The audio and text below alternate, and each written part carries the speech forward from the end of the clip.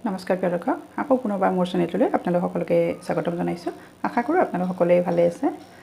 আজি আপোনালোকক খুব ধুনীয়া এটা ৰেচিপি বনাই দেখাম। আপোনালোকে ইতিমধ্যে স্ক্ৰীনশ্বট দেখিছে।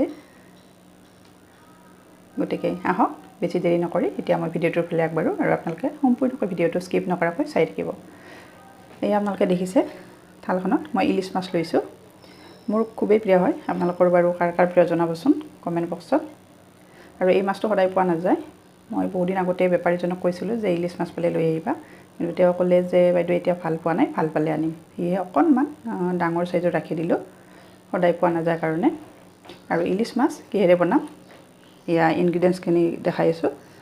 এই প্লেটখনত মই এইফালে শুকান জলকীয়া 2টা লৈছোঁ আৰু এইফালে মগজ কেইটামান, এইটো অপশ্যনেল হয়, ঘৰত নাথাকিলে নিদিব পাৰে। নহৰু অকণমান সৰহকৈ দিছোঁ, আদা, কেঁচা জলকীয়া আৰু এইফালে সৰু চাইজৰ এটা পিঁয়াজ দিছোঁ। পিঁয়াজটো অপশ্যনেল হয়, নিদিব পাৰে। আৰু এইফালে মই আজি সৰিয়হ তিয়াই থোৱা নাই, সৰিয়হ পাউডাৰ দিম। এয়া 1 চামুচ। সৰিয়হখিনি ধুই ৰ'দত শুকাই মই এনেকৈ পাউডাৰ বনাই থৈ দিছোঁ আৰু যেতিয়া মন যায় তেতিয়া বনাব পাৰি। এয়া কেঁচা ধনিয়াৰ পাত আৰু এইফালে মান ধনিয়াৰ পাত লৈছোঁ। এই ৰেচিপিটোত ধনিয়াৰ পাত সৰহকৈ দিব লাগে যাতে গোন্ধটো নাথাকে মাছখিনিৰ। প্ৰথমতে মই এই আদা নহৰুখিনি খুব ধুনীয়াকৈ এটা পেষ্ট বনাই ল'ম ইয়াতে। আৰু তাৰপিছত অকণমান অলপ বেলেগকৈ বনাম। সকলোৱে বনায়, আপোনালোকে বনাই নহয় জানো, কিন্তু মইনো কেনেকৈ বনাওঁ আপোনালোকে চাবচোন। আৰু এইফালে মই মিক্সি জাৰটোত ৰেডি কৰিলোঁ।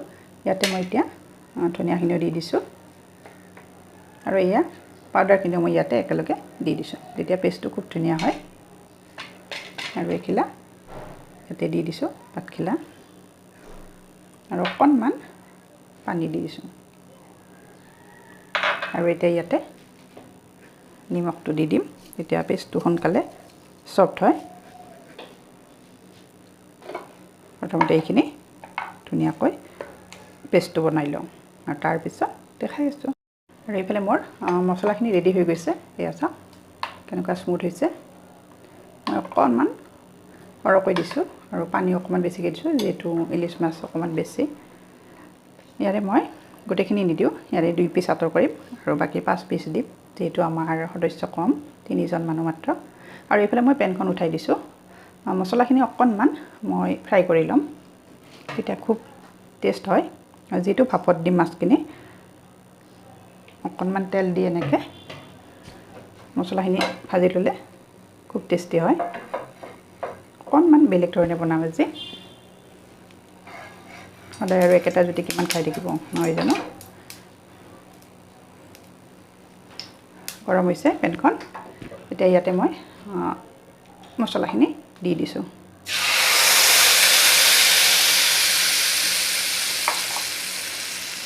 মই নিমখটো আগতেই দিছিলোঁ। নিমখ আৰু জলকীয়াটো আপোনালোকে নিজৰ পচন্দ মতে দি দিব। গেছৰ ফ্লেমটো মই এতিয়া হাই কৰি দিছোঁ। এতিয়া মই ইয়াতে অকণমান হালধি গুড়ি দিছোঁ, আপোনালোকে নিদিব পাৰে, কিন্তু মছলাখিনি যিহেতু মই ভাজি ল'ম সেইকাৰণে দি দিছোঁ হালধি।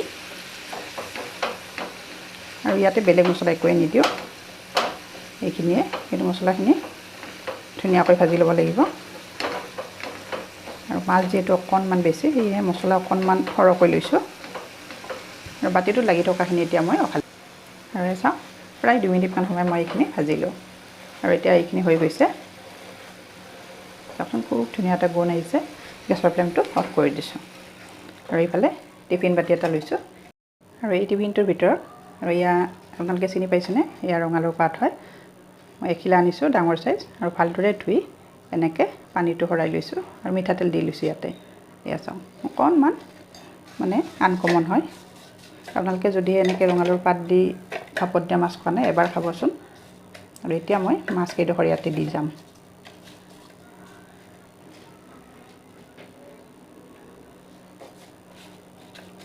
এনেকৈ গোটেইখিনি মাছ দি মই মাছখিনি ইয়াতে ল'লোঁ। এতিয়া ইয়াতে অকণমান কেঁচা মিঠাতেল দি দিছোঁ, বেছি নহয় এয়া। আৰু এতিয়া মই এই মছলাখিনি ইয়াতে দি যাম গোটেইখিনিৰ ওপৰত। আৰু এয়া চাওক মোৰ ৰেডি হৈছে ভাপত দিয়াৰ কাৰণে। চাওকচোন কিমান ধুনীয়া হৈছে কালাৰটো।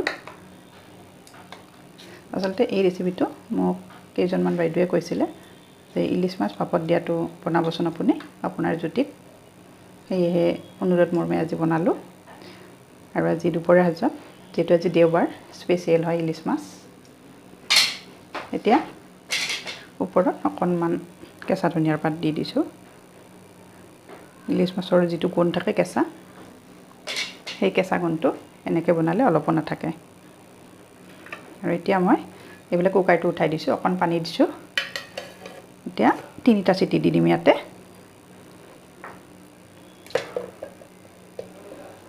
এতিয়া ঢাকনি লগাই 3টা চিটি দিম আৰু তাৰপিছত আপোনালোকক দেখাই আছোঁ।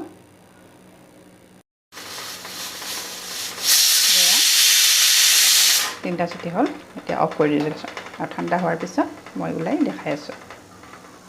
আৰু এতিয়া ঠাণ্ডা হৈছে, ইয়াৰে ঢাকনিখন গুচাই দিছোঁ।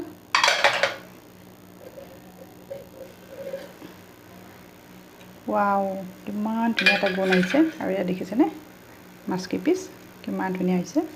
এয়া চাওক কেনেকৈ সিজি গৈছে, দেখিলে একেবাৰে লোভনীয় হৈছে আৰু খাব লাগি গৈছে।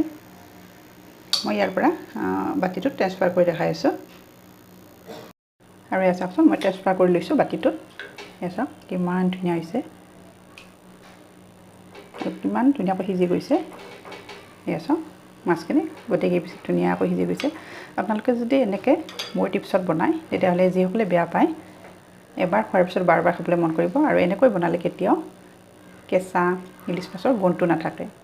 আপোনালোকে যদি লাওৰ পাত দি এনেকৈ মছলাখিনি ভাজি বনাই পোৱা নাই, এবাৰ বনাই খাই কেনেকুৱা পায় মোলৈ কমেণ্ট বক্সত কমেণ্ট কৰিবলৈ নাপাহৰিব। গতিকে আজিৰ মোৰ ইলিছ মাছৰ ৰেচিপি ইমানতে সামৰণি মাৰিলোঁ। যদি আপোনালোকে আজিৰ মোৰ ৰেচিপিটো চাই ভাল পাইছে তেতিয়াহ'লে লাইক, কমেণ্ট আৰু শ্বেয়াৰ কৰি দিব।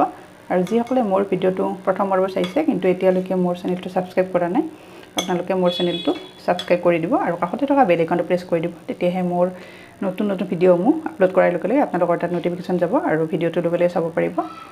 গতিকে আজিৰ ৰেচিপিটো ইমানতে সামৰণি মাৰিলোঁ।